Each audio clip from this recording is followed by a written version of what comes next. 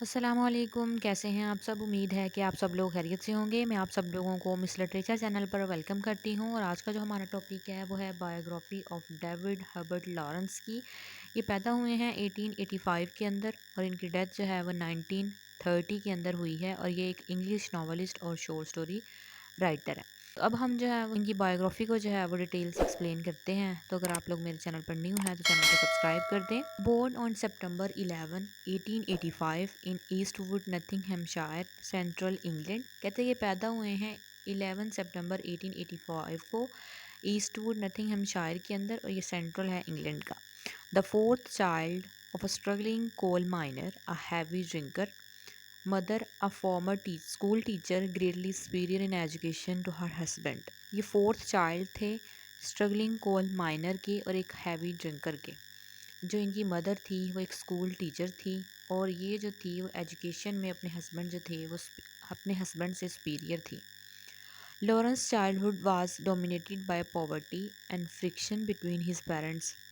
Educated at Nottingham high school to which he had won a scholarship. इनका जो childhood था वो poverty के अंदर गुजरा था और इन्होंने जो अपनी एजुकेशन थी वो नथिंगहम हाई स्कूल से जो थी वो हासिल की थी और वहीं से इन्होंने जो थी वो स्कॉलरशिप जो थी वो हासिल की थी। Work as a clerk in a surgical appliance factory and then for 4 years as a pupil teacher. इन्होंने जो थी सर्जिकल अप्लायंस फैक्ट्री के अंदर जो था वो एज अ क्लर्क जो थी वहाँ पे जॉब की थी और 4 साल जो थे ये एज अ पपिल टीचर भी जो है वो रहे हैं। After studies at Nottingham university, Lawrence matriculated at 22 and briefly pursued a teaching career.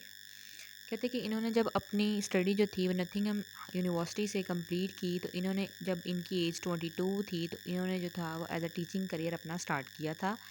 Lawrence mother died in 1910। He helped her die by giving her an overdose of sleeping medicine. 1910 के अंदर जो थी इनकी मदर की death हुई थी जब इन्होंने जो थे अपनी मदर को ओवरडोज दे दी थी स्लीपिंग मेडिसिन की, उस वजह से उनकी डेथ हो गई थी।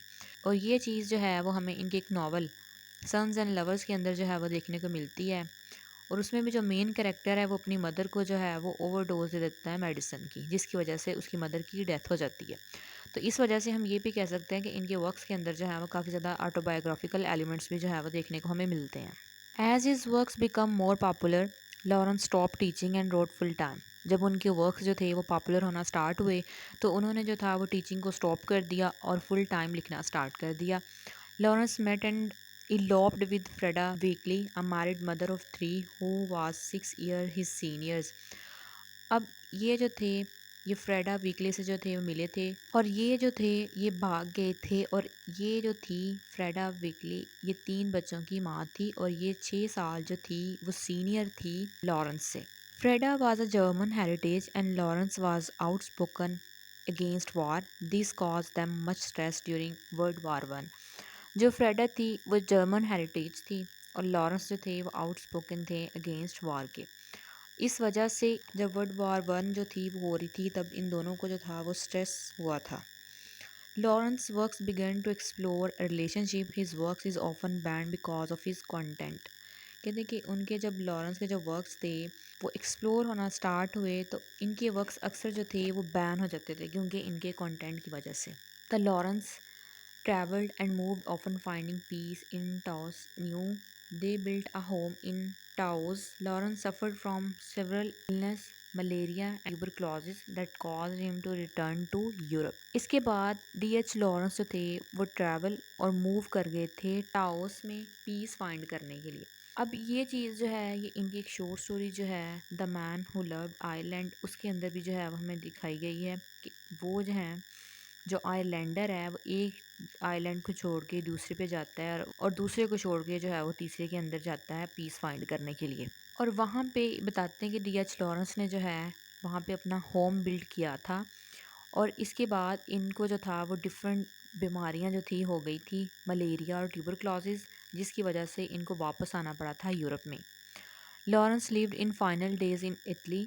His body was cremated and is buried in टाओस।